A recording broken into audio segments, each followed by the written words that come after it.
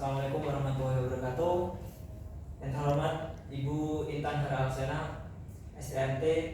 Di sini kami akan mempresentasikan review jurnal fitoremediasi tentang pencemaran air limpasan perkotaan. Dengan anggota kelompok yang pertama ialah saya sendiri, Muhammad Alvin Najirobani dengan tim terakhir 1060. Lalu saya Rizal Saputra dengan NIM 42. Saya Diva Najwa Sabila dengan NIM akhir 06. Saya Kamila Muda Marani dengan NIM akhir 14. Saya Film Parmita dengan NIM 22.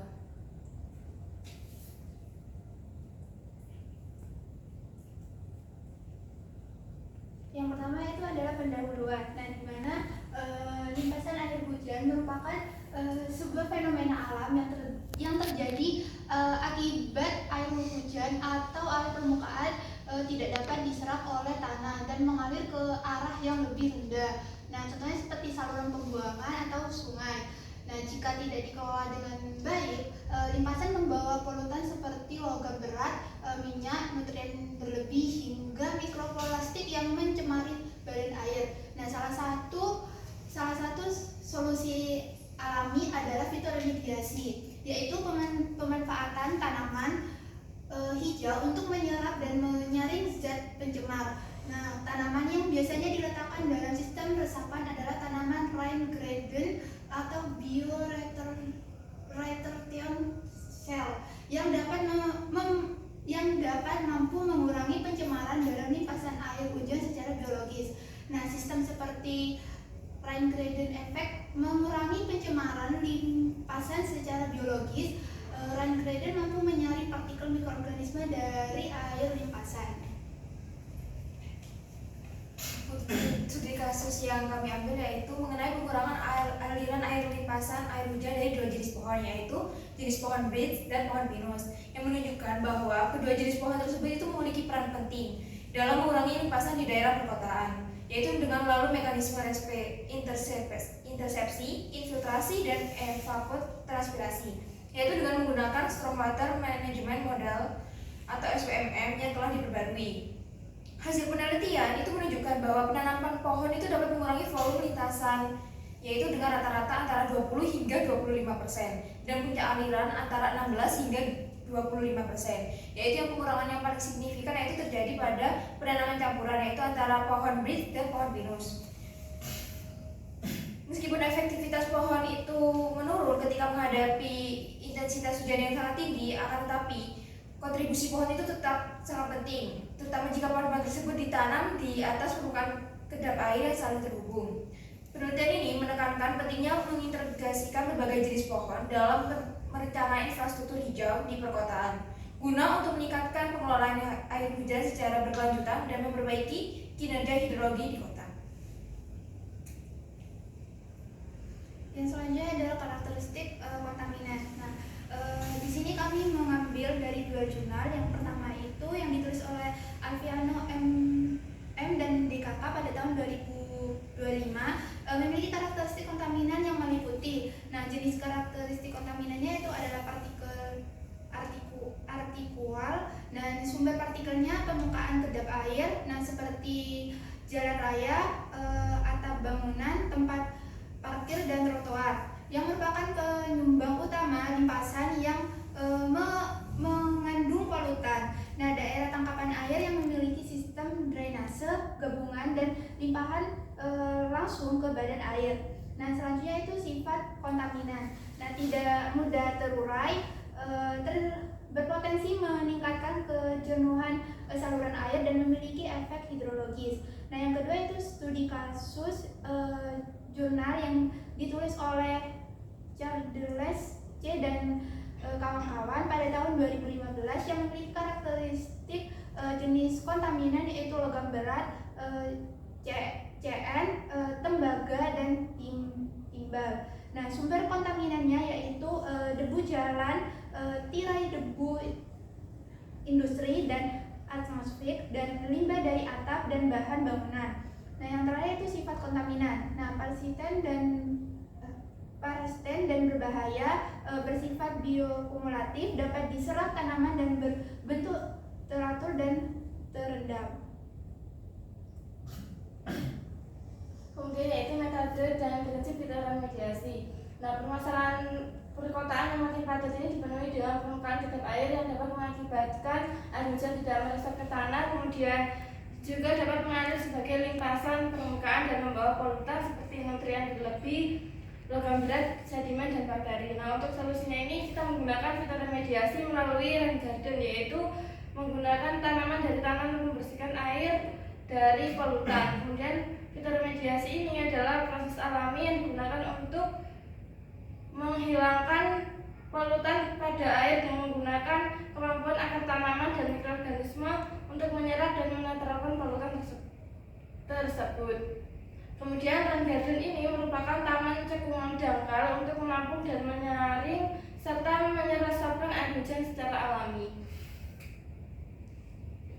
Nah, aplikasi fitoremediasi dengan menggunakan rain garden ini menggunakan prinsip fitoremediasi, yaitu yang pertama limpasan air hujan yang mengalir di jalan seperti jalan dan juga di trotoar atau dari atap yang mengandung polutan seperti nutrien, logam berat, dan juga sedimen. Nantinya air tersebut akan masuk ke sistem fitoremediasi yang seperti menggunakan rain garden yang terdiri atas lapisan permukaan yaitu rumput atau untuk menyaring sampah dan sedimen. Kemudian air tersebut masuk ke dalam cekungan tanah sebagai tempat penampungan sementara. Kemudian setelah itu media tanah seperti pasir dan tanah liat dan serasa organik itu digunakan untuk menyaring dan menahan polutan tersebut.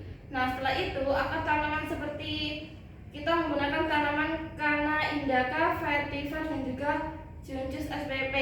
Nah, tanaman tersebut mampu menyerap nutrien dan logam berat serta menyediakan tempat hidup bagi mikroorganisme. Kemudian mikroorganisme di zona akar ini akan menguraikan senyawa organik dan membantu detoksifikasi sehingga air yang keluar dari sistem ini menjadi air yang lebih bersih dan juga sebelum meresap ke tanah atau mengalir ke saluran kota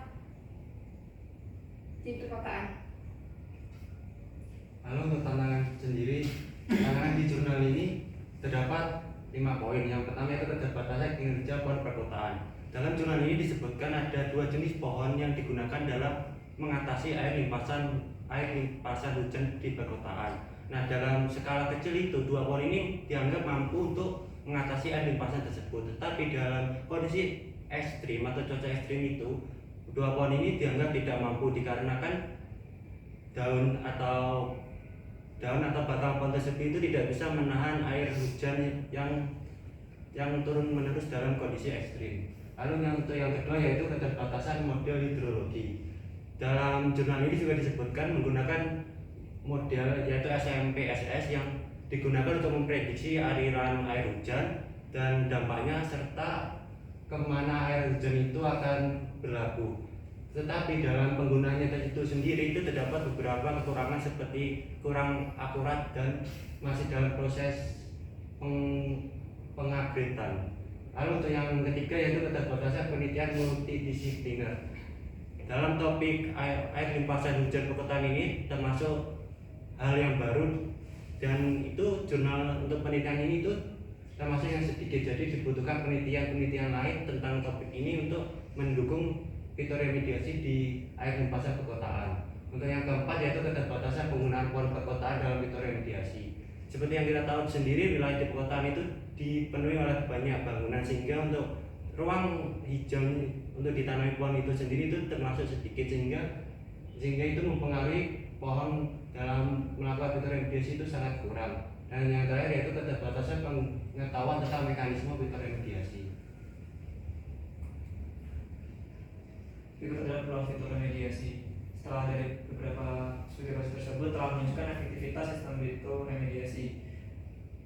Tentang sel retensi tanaman Josephus dikombinasikan dengan media pertumbuhan yang dirancang khusus mampu menghilangkan hingga 84% fragmen mikroplastik dari aliran perkotaan. Lalu tanaman berperan sebagai agen fitoremediasi dengan beberapa proses yang pun menghasilkan degradasi polutan organik melalui aktivitas mikroorganisme dan stabilisasi polutan via absorpsi dan pertukaran ion pada partikel tanah. Efektivitasnya terbukti dalam reduksi lebih dari 90% logam berat yang meliputi timbal, zinc, dan Cu, lalu 91% nitrat dan 99% glifosat, serta penurunan ukuran dan bakteri E. coli. Selain itu, studi membandingkan dua spesies pohon seperti pohon birch dengan nama latin Betula pendula dan pinus dengan nama latin Pinus, hingga dalam penampuannya mengurangi volume air permukaan. Setiap pohon mampu mengurangi volume air limpasan pada laju aliran puncak sebesar 16 hingga 25%. Lalu untuk kesimpulannya ialah secara keseluruhan penggunaan tanaman hidup untuk menyerap, menetralkan, mengendapkan atau menguraikan polutan sehingga efektif dalam menangani kontaminan limpasan air hujan. Fitoremediasi bukan hanya solusi teknikal dan kemajuan ilmiah, namun juga melibatkan nilai ekologis dan sosial dalam memberikan metode yang efektif untuk mencapai infrastruktur hijau. Berikut adalah daftar pustaka yang kami pakai untuk melakukan review. Sekian dari kami, kurang lebihnya mohon maaf jika saya salah kata. Kami tutup. Assalamualaikum warahmatullahi wabarakatuh.